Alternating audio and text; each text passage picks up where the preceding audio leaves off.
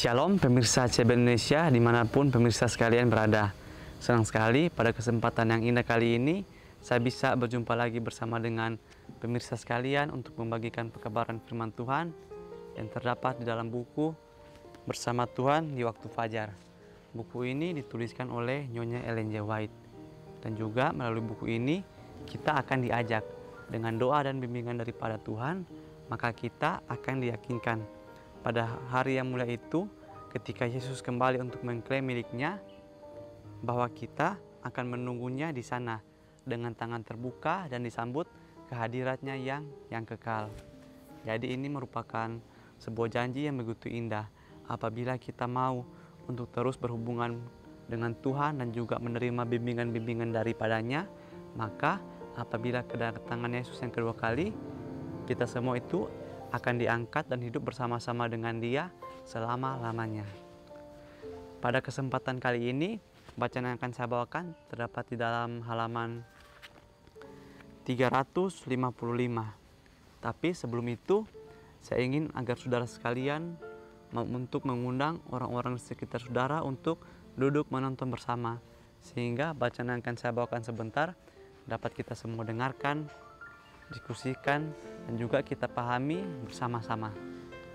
Bacaan kita kali ini berjudul Mereka yang Mencintaimu Mendapat Sentosa. Saudara juga bisa mengambil Alkitab dan membuka di dalam kitab Mazmur 122 ayat 6. Biarlah orang-orang yang mencintaimu mendapat sentosa. Nah, jadi kesempatan kali ini kita akan belajar bagaimana kita itu agar bisa mencintai Yesus itu dengan hati yang sungguh-sungguh. Jika berkat Tuhan melimpah kepadamu karena engkau menyerahkan semuanya kepadanya, engkau akan makmur. Jika engkau berbalik dari Tuhan, Dia akan berbalik daripadamu. Tangannya dapat menghamburkan lebih cepat daripada kekuatanmu untuk mengumpulkan. Juru selamat kita mengajak kita melihat burung di udara yang tidak menabur, tidak menuai, atau mengumpulkan di lumbung. Namun Bapa Surgawi memberi mereka makanan. Dan mengapa kamu khawatir tentang pakaian? Perhatikan bunga bakung di ladang. Nah, jadi pada pelajaran kita kali ini di sini mengingatkan kembali kepada kita bagaimana kita itu harus menyerahkan kehidupan kita di dalam tangan Tuhan. Di sini dikatakan bahwa jika berkat Tuhan melimpah kepadamu karena engkau menyerahkan semuanya kepadanya, maka engkau akan makmur. Tetapi kita itu tidak boleh berharap hal tersebut, karena apabila ketika kita bekerja dengan Tuhan dan kita mengharapkan imbalan daripadanya, maka itu sama saja dengan kita itu bekerja tidak dengan sungguh-sungguh, tetapi kita bekerja karena kita mengharapkan ada balasan daripada Tuhan. Tetapi ketika kita bekerja dengan sungguh-sungguh dan tidak memikirkan imbalan daripada Tuhan, maka tanpa kita sadari, Tuhan itu akan memberikan kepada kita itu berkat-berkat yang limpah meskipun kita tidak mengharapkannya. Karena Tuhan tahu apa yang kita butuhkan untuk membantu orang-orang di sekitar kita. Di sini juga dikatakan bahwa Tuhan itu Dia itu bisa memberikan lebih banyak, lebih cepat daripada kekuatan kita untuk mengumpulkan apa yang kita inginkan. Jadi contoh yang lebih simpelnya itu atau contoh sederhananya itu, mungkin kita berpikir dengan kekuatan kita ini, apa yang kita miliki, kekuatan kita, pengetahuan kita, semua yang kita miliki ini, ketika kita mencari atau kita mengumpulkan berkat-berkat, kita mencari uang, kita itu bisa mendapatkannya dengan lebih cepat. Tapi sebenarnya di sini sudah jelas tertulis bahwa tangan Tuhan itu menghamburkan lebih cepat daripada kekuatan kita. Jadi Tuhan itu Dia akan memberi berkat yang lebih besar, lebih cepat, lebih banyak daripada yang bisa kita kumpulkan. Dan juga kita di sini diajak, kita itu harus bisa melihat contoh-contoh hewan-hewan di sekitar kita. Kalau di sini diberikan perumpamaan burung di udara, di mana burung ini dia tidak menanam, tapi dia tidak mengumpulkan, tetapi Bapa yang di surga itu terus menjaga burung tersebut. Begitu juga dengan kehidupan kita. Apabila kita mau untuk sungguh-sungguh, untuk tulus melakukan pekerjaan Tuhan, maka Bapa yang di surga juga itu Dia akan memelihara kehidupan kita. Dalam kesederhanaan dan kepolosannya, bunga bakung ini lebih menyenangkan pikiran Tuhan daripada Salomo dalam kemegahannya yang mahal. Namun ia miskin perhiasan surgawi. Masihkah engkau tidak percaya pada Bapa surgawi?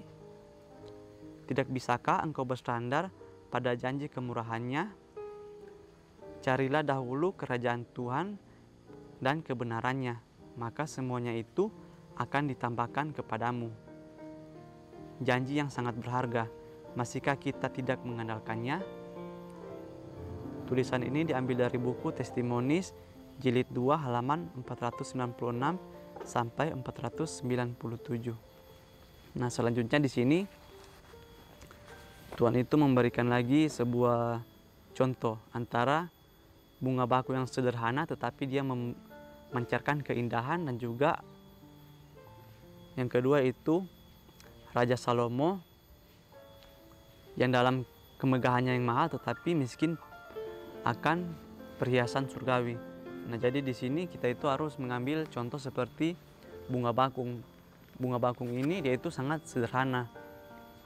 Tetapi dari kesederhanaannya tersebut dia itu memancarkan keindahan yang luar biasa, karena Tuhan menciptakan bunga-bunga tersebut untuk menghiasi dunia ini. Sehingga Tuhan ingin agar kita itu meskipun kita sederhana dalam mungkin dalam berpakaian apapun itu, kita itu memiliki kehidupan sederhana, tetapi Tuhan ingin meskipun kita sederhana, kita itu mau untuk memancarkan kasih-Nya melalui tingkah laku dan perbuatan kita. Dan sebaliknya, Tuhan tidak ingin kita itu meskipun kita bermega atau memiliki banyak hal yang kita ketahui, banyak pengetahuan, tapi meskipun kita memiliki banyak pengetahuan tersebut dan kita tidak membagikannya atau kita membagikannya menggunakan cara yang sulit dimengerti, itu sama saja dengan tidak benar.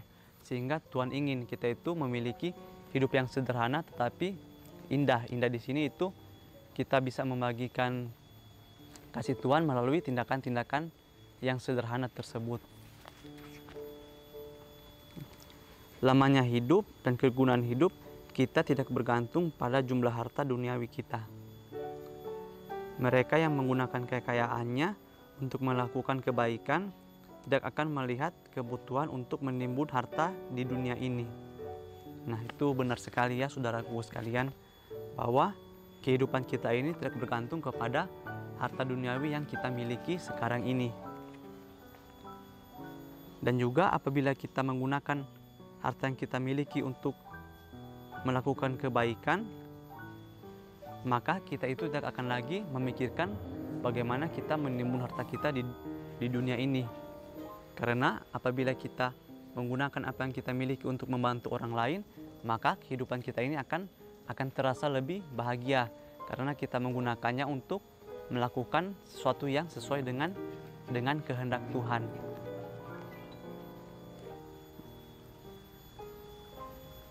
Karena harta yang digunakan untuk memajukan tujuan Tuhan dan yang diberikan kepada yang membutuhkan dalam nama Kristus, maka diberikan kepada Kristus dan Dia meletakkannya bagi kita di bank surga, di dalam kantong yang ikatannya tidak tua.